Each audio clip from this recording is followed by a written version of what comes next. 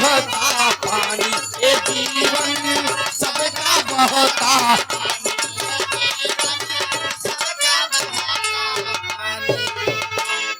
मौत किसी को ना छोड़ेगी, राजा हो या रानी, ये जीवन सबका बहता पानी। ये जीवन पानी के बुलबुले के समान है।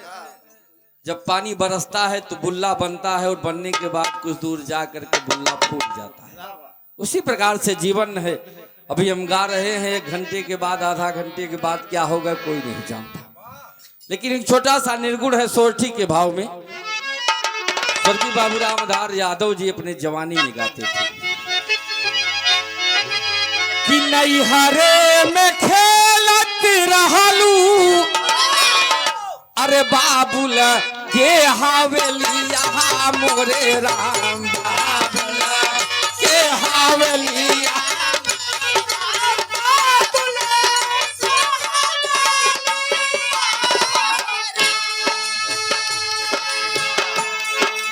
ए रामा बाबुल के हवेलिया, ए भैया बाबुल के हवेलिया, एक दिन छूटी हो राम, ए रामा बाबुल।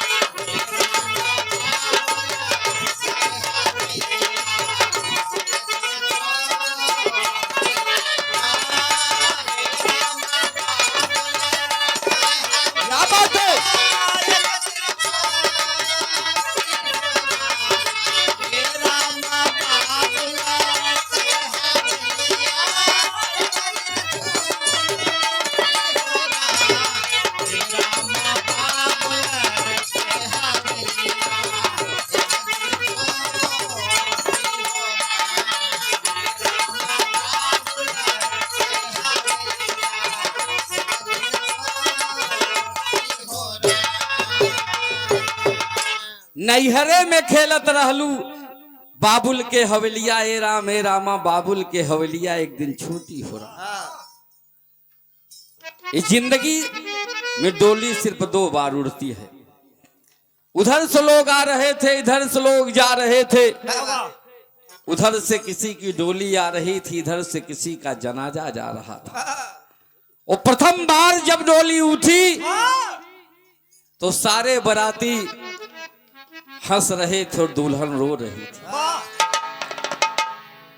वही मेरी बहन, मेरी बेटी की जब शादी होती है, सांसारिक शादी, तो कोहबर में बैठ करके रो रही होती है और बाराती भाई नाच रहे होंगे। नाचते हैं, गा रहे हैं, डीजे लगा है कि आज मेरे यार की शादी है।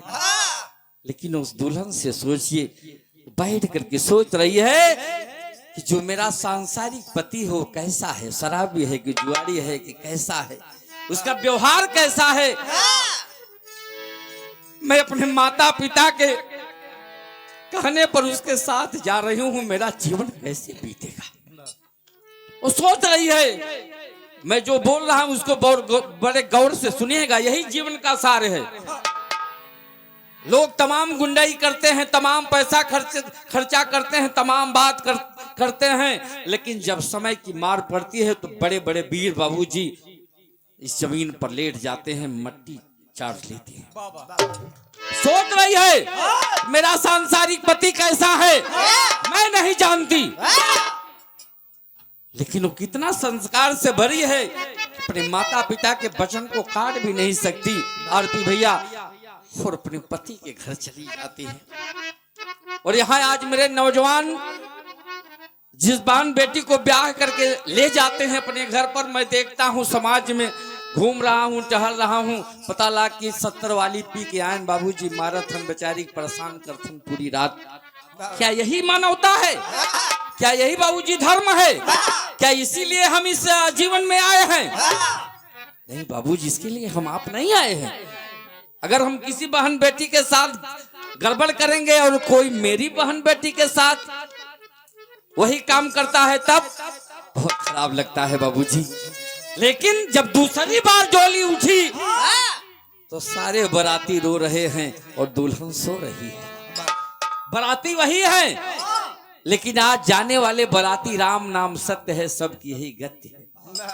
पीछे पीछे बोल रहे हैं और आगे आगे वो दुल्हन चली जा रही है, अपने पति परमात्मा से मिलने के लिए आतुर है। इसीलिए कवि ने लिखा कि नैहरे में खेलत रहलू, अरे बाबुल के हावेली यहाँ मोरे राम।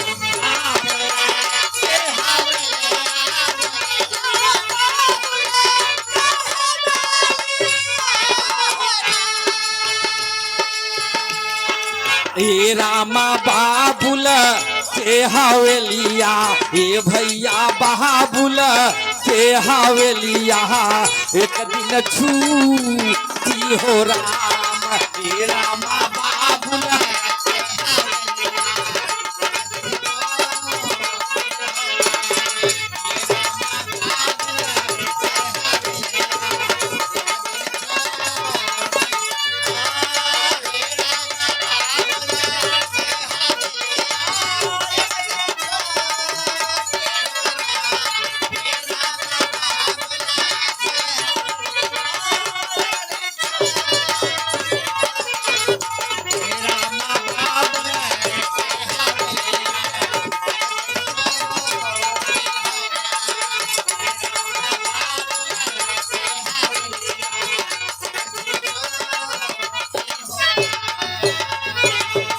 आदड़ी हमारे कि बन के दुल्हनिया जैबू, अरे साजन के नगरिया मोरे राम, साजन के नगरिया।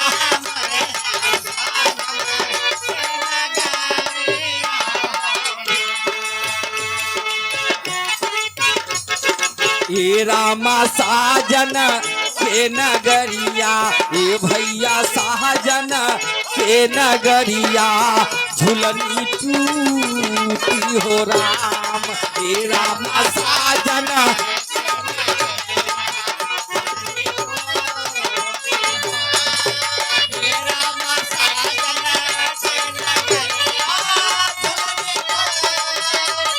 क्या बात है।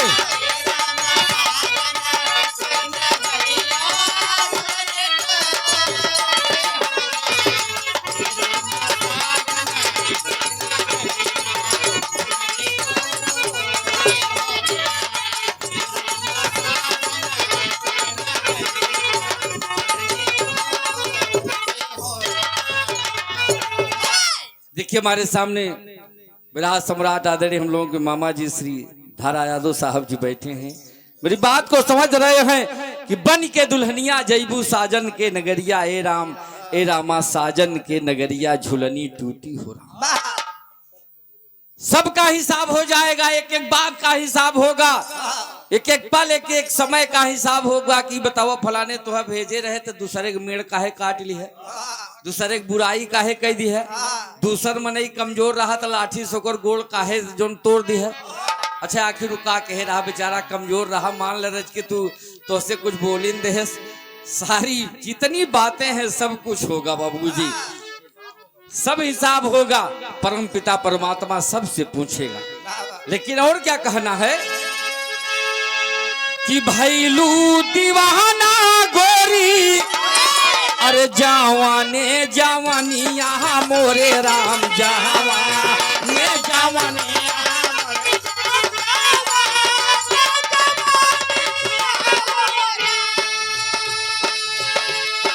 ए रामा तो हरी जवानिया, ए भैया तो हरी जवानिया, पियावालू की हो राम। ए रामा तो हरी जवानिया।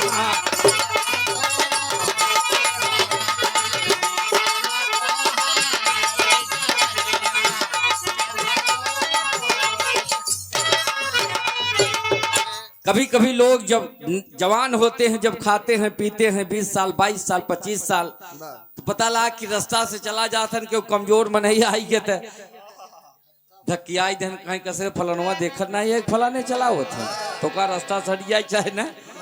यही घमंड है, यही अहंकार है।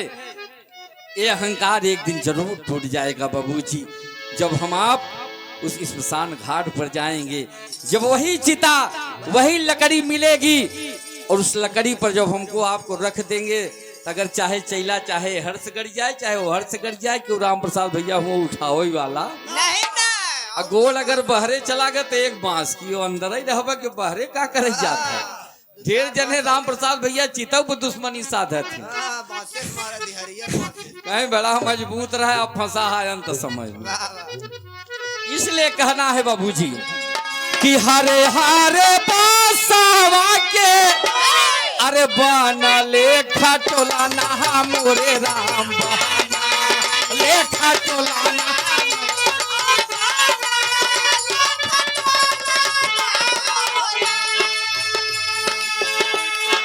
ए रामा सखी या सहेलर, ए रामा सखी या सहेलर, गई है जूती हो राम।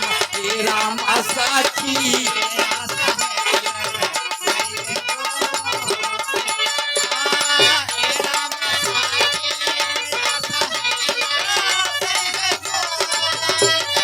क्या बात है।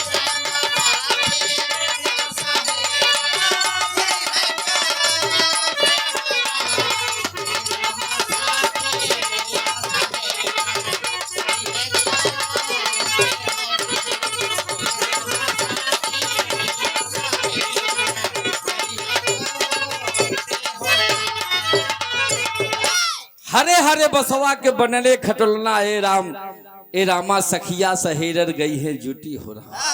अंत समय चाहे हम करोड़पति हो, चाहे अरबपति हो, चाहे खरबपति हो, चाहे 1 लाख चाहे 1 करोड़ के गद्दा पर सोवत हो, लेकिन वही बांस का खटोला हमको आपको नसीब होगा, वही खटोला नसीब होगा। और उसी पर बाबूजी हम आप रखे जाएंगे अंत समय और इस स्मशान घाट पर जाएंगे और तमाम क्रियाकर्म करने के बाद आग जो नगिया रहत होगा, जो मटे राम प्रसाद भैया यही रखत थी, यही मथवे बधाई देते न, ओकर मतलब कि आज से तोहार महत्व खत्म। जब लोग जवान रहते तो कहते न क्या फलनवा बड़ा सुंदर रहा, बड़ा बढ़िया पर्सनालिटी रही, लेकिन रख दिए, कहा आज से सब कुछ का मतलब